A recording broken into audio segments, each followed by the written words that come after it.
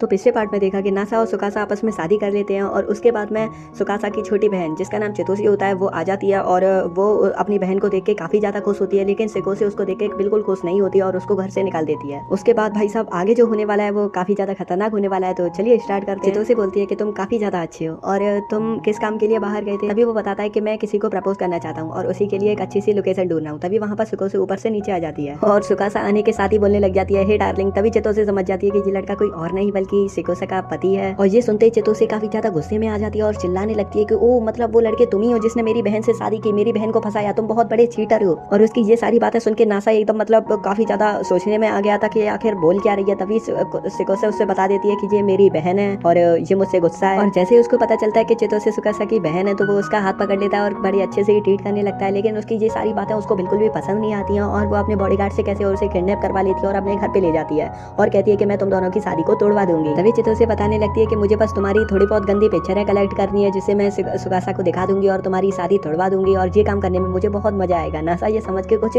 समझ ही नहीं पा रहा था, वो सोच में पड़ा था। तभी उसकी दो मेट्स आ जाती हैं। चितोसी उन मेट्स को समझा रही होती है कि तुम्हें इसके साथ गंदी सी पिक्चरें कलेक्ट करनी है जिससे मैं अपनी बहन को दिखा सकूं। तभी वो दोनों मेड काफी ज्यादा जोश में आ जाती हैं और वो अभी से ही रेडी हो जाती हैं। उसके बाद में वो कहती है अरे रुको थोड़ी देर रुको। तभी नासा वहां से भाग जाता है और वो एक जगह खड़ा होकर ये देखने लगता है कि भाई साहब इसका घर कितना ज्यादा बड़ा है और यहीं कहीं सुकासा का भी कमरा होगा तो मुझे उसको ढूंढना होगा। तभी नासा अचानक से एक रूम में आ जाता है और वो उस रूम में जाके देखता है कि यहाँ पर सुकासा की महक आ रही होती है, तो वो समझ जाता है कि ये शायद सुकासा का ही रूम होगा। और उसके बाद में वो आगे देखता है कि एक शीशे के जार में कोई मून का टुकड़ा सा रखा हुआ था और तभी जैसे वो उसके पास पड़ता है एक मेड आके उसके ऊपर अपनी तलवार से हमला कर देती है और उसके तलवार से छूते ही वो कांच का टुकड़ा टूट जाता है और उसमें से नाइट्रोजन बहने लगता है। और तभी पीछे से चितोसी आ जाती है और उसकी मेट्स भी आ जाती हैं और नासा बताता है कि इसमें से नाइट्रोजन निकल रहा है, अगर वो पूरा निकल जाएगा तो ये चीज डीऑक्सीडाइज हो जाएगी। तभी चितोसी बताती है कि ये मेरी ग्रैंड मदर ने खरीदा था सुकासा के लिए, लेकिन वो यहाँ से चली गई, मुझे बहुत बुरा लग रहा है। तभी नासा पूछता है कि सुकासा इस इतने अच्छे आलीशान महल को छोड़ के क्यों चली गई थी। तभी चितोसी पूछने लगती है क्या तुम्हें इसके बारे में कुछ भी नहीं पता? सुकासा ने अभी तक तुमको अपने पास्ट के बारे में कुछ भी नहीं बताया कि वो कहाँ रहती थी, क्या करती थी? सच में तुम्हें किसी ने मतलब उसने कुछ भी नहीं बताया है? तभी चितोसी एक पास्ट स्टोरी बताने लगती है जिसमें वो बताती है कि वो एक ऊंची खाई से फिसलने वाली थी, लेकिन सुकासा ने उसको बचा लिया था और उसने तभी से सोच लिया था कि मैं इसको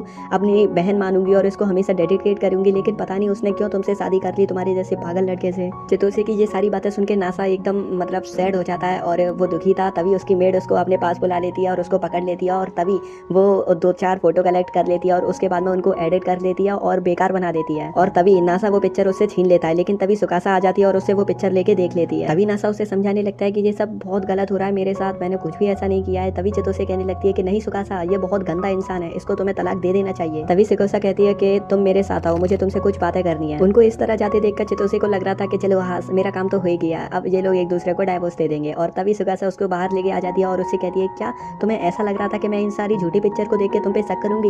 मुझे ऐसा मत समझो। तभी वो नासा को बताती है कि मैंने ये सब इसीलिए किया था ताकि हम वहाँ से निकल पाएं और उसके बाद में वो एक सीक्रेट जगह से नासा को ले जाने लगती है और तभी वो बताती है कि ये जगह बिल्कुल सीक्रेट है, इसके बारे में चितोसी को भी नहीं पता। तभी वो लोग वहाँ से एक चर्च के अंदर आ जाते हैं जिसमें वो बताती है कि ये जगह काफी ज्यादा सुंदर है, मुझे बहुत पसंद है, इसीलिए मैं तुम्हें यहाँ से लेकर आई हूँ और कहती है कि मैं बस तुम्हें एक बार यहाँ पे लाना चाहती थी। तभी वो लोग वहाँ से बाहर निकल आते हैं और नासा उससे कहता है कि सुकासा मैं तुमसे कुछ कहना चाहता हूँ, मैं तुमसे बहुत प्यार करता हूँ और मैं ये चाहता हूँ कि तुम मुझसे कभी भी दूर ना हो और ना ही मैं भी तुमसे दूर होना चाहता हूँ, हम हमेशा साथ रहें, हम एक कपल की तरह रहना चाहते हैं और मैं कभी भी तुमको मौका नहीं दूंगा कि तुम मेरे ऊपर मतलब मेरी चॉइस को रिग्रेट करो। तो सुकासा ये सारी बातें सुन के कहने लग जाती है कि इसका मतलब मुझे कुछ ऐसा लग रहा है कि तुम मुझे प्रपोज कर रहे हो। नासा कहता है हाँ मैं प्रपोज ही कर रहा हूँ, तुम यही समझो। और उसके बाद में कुछ ये होता है,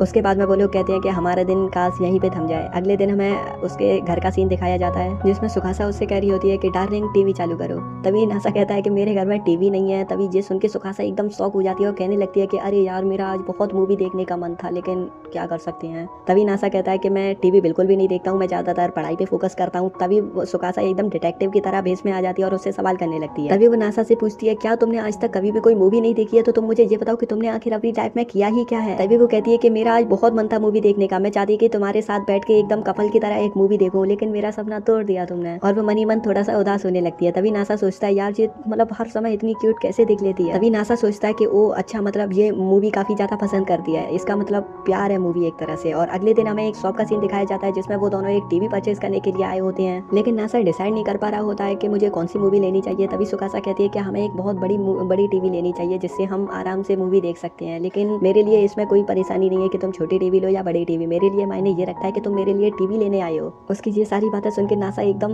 बहुत ही ज़्यादा खुश हो जाता है। और उसके बाद में अगले दिन हमें दिखाया जाता है कि वो कानामी के बाथ हाउस में आया होता है, जिसमें वो अपनी और सुकासा के बीच जो भी हुआ कल उसके बारे में बताने लगता है। तभी कानामी कहती है कि चलो हाँ, आखिरकार तुमने उसको प्रपोज तो किया। उसके बाद में वो बताता है कि प्रपोज के साथ साथ मैंने उसको किस भी किया। ये कहने के बाद नासा कहता है कि मुझे पता नहीं था कि गर्ल्स के लिए इतने ज्यादा सॉफ्ट होते हैं। तभी कानामी उसे समझाने लगती है रिंग के बारे में कि तुम्हारे पास एक जैसी रिंग दोनों के पास होनी चाहिए। तभी वो कहता है कि मुझे नहीं लगता कि सुकासा को रिंग की कोई जरूरत भी है। तभी वो उस पर काफी ज्यादा गुस्सा करने लगती है और बताने लगती है कि ये तुम्हारा फर्ज है, तुम्हें उसको रिंग देनी चाहिए। अगले सीन में सुकासा का सीन दिखाया जाता है, जिसमें वो बाथ हाउस में नहा रही होती है और सोचने लग जाती है कि कल नासा ने अचानक से किया था ये, तो वो उसी को सोच से शर्माने लगती है। फिर नासा अपने मन में कैलकुलेट करने लगता है कि आखिर एक रिंग कितनी ज्यादा महंगी होगी। तभी वो सोचता है कि 2 रिंग लगभग मेरी 3 महीने की सैलरी में आएगी। तभी वहाँ पर सुकासा आ जाती है और नासा सोचने लगता है कि मैंने आज तक इसको कभी भी नहाए हुए नहीं देखा। तभी वो दोनों एक दूसरे को देख के शर्माने लगते हैं। सुकासा कहती है कि अब हमें घर चलना चाहिए। तभी वो दोनों अपने घर के लिए निकल जाते हैं और नासा बताता है कि मैं अब अपने जॉब पे जाने वाला हूँ आज, और तुम चिंता मत करना, मैं रात में 9 बजे से पहले घर आ जाऊंगा। अभी चलते चलते सुकासा को रास्ते में पार्क दिखता है, तो वो नासा से कहने लग जाती है कि हम थोड़ी देर पार्क में बैठ सकते हैं। और अगले सीन में हमें वो दिखाया जाता है कि वो दोनों एक पार्क में होते हैं। तभी सुकासा नासा से कहती है कि तुम खड़े क्यों हो, यहाँ पर बैठ जाओ। और उसके बाद में वो वहाँ पर बैठ जाता है और नासा अपने मन में सोचने लगता है कि आखिरकार अब क्या होने वाला है, हम दोनों पार्क में अकेले हैं। फिर नासा सोचता है कि शायद ये डिप्रेस्ड है मेरी जॉब जाने की बात को लेके। और उसके बाद में वो सोचता है कि ये दुखी होती बेबी कितनी ज्यादा क्यूट लग रही है। और उसके बाद में वो थोड़ा आगे बढ़ता है और वो भी आगे बढ़ती है, और फिर और उनको वहाँ पर छुप छुप के चितोसे की मेट्स भी देख रही होती हैं। तभी नीली वाली पूछती है क्या ये सारी चीजें हमको चितोसे को बतानी चाहिए। लाल वाली बोलती है कि नहीं, वो दोनों कितने क्यूट लग रहे हैं, उनको देखो तो सही। उसके बाद में सुकासा नासा से कह रही होती है कि आखिर हम एक पब्लिक प्लेस में और ये सब कर रहे हैं, ठीक है। और सुकासा कहती है कि अगर हमको कोई यहाँ पर देख लेता तो कितना एम्बेरसिंग होता। तभी वो मैड आपस में बोलती है कि हमने तो तुम्हें देख ही लिया। उसके बाद में नासा भी अपनी जॉब पे जाने वाला होता है। तभी वो कुछ परेशान सा दिखता है। तभी सुको से पूछती है क्या हुआ। तभी नासा बताता है कि अगर मैं मान लो जॉब पे गया और बीच में तुम गायब हो जाओ तो मुझे बहुत बुरा लगेगा। उसके बाद सुकासा कहती है कि तुम चिंता मत करो, तुम जल्दी घर आ जाना, तुम्हें सरप्राइज मिलेगा। नासा काम करते करते भी सुकासा को याद कर रहा होता है और वो सोचने लगता है कि आखिर कोई ऐसी भी चीज होती है जिससे हम आपस में दूर भी हो तो भी हम एक दूसरे को याद कर सकें। और उसके बाद में वो सोचने लग जाता है ओ अच्छा, तो रिंग शायद इसीलिए होती है कि हम अगर दूर भी हो तो एक दूसरे को रिंग देख के याद कर सकें। आगे वो अपने घर आ जाता है और खाना खाते वक्त सुकासा से पूछता है क्या तुम्हें एंगेजमेंट रिंग चाहिए। तभी सुकासा कहती है कि नहीं, अब तो हमारी शादी हो चुकी है ना, तो हमें रिंग की क्या जरूरत, मुझे रिंग की कोई जरूरत नहीं है। तभी नासा कहता है कि नहीं, मुझे लगता है कि रिंग काफी ज्यादा जरूरी होती है क्योंकि वो हमारे इंटरनल लव को पहचानने में मदद करती हैं। तभी सुकासा कहती है कि ओ अच्छा, तुम वेडिंग रिंग की बात कर रहे हो। तभी नासा कहता है ओ मतलब वेडिंग रिंग और एंगेजमेंट रिंग दोनों अलग अलग होती हैं। तभी वो हंसते हुए उन दोनों रिंग के बारे में मतलब डिफरेंस बताने लगती है। बताती है कि एंगेजमेंट रिंग वो होती है जब लड़का प्रपोज करता है लड़की को तो देता है, और ये रिंग सिर्फ लड़कियां पहनती हैं। और वेडिंग रिंग वो होती है जो लड़का लड़की दोनों शादी के वक्त पहनते हैं। लेकिन अब हमें क्या जरूरत, अब हमारी तो शादी हो चुकी है ना, और वैसे ये रिंग काफी ज्यादा जरूरी होती है, अब तुम्हारी मर्जी। तभी सुकासा कहती है कि मेरे हिसाब से तुम रहने दो, इसमें सिर्फ पैसे की बर्बादी है। तभी नासा कहता है कि नहीं, मुझे चैन नहीं मिलेगा जब तक मैं एक वेडिंग रिंग ना खरीद लूं हम दोनों के लिए। तभी नासा कहता है कि क्या तुम्हें ऐसा नहीं लगता कि हम दोनों को उस रिंग की काफी ज्यादा जरूरत है, वो हमारी लव को रिप्रेजेंट करेगा। तभी सुकासा अपने मन में सोचती है कि मुझे लगता है कि इसको रिंग की कीमत के बारे में कोई अंदाजा नहीं है। उसके बाद में वो कहती है कि चलो ठीक है, तो कल चलते हैं लेने।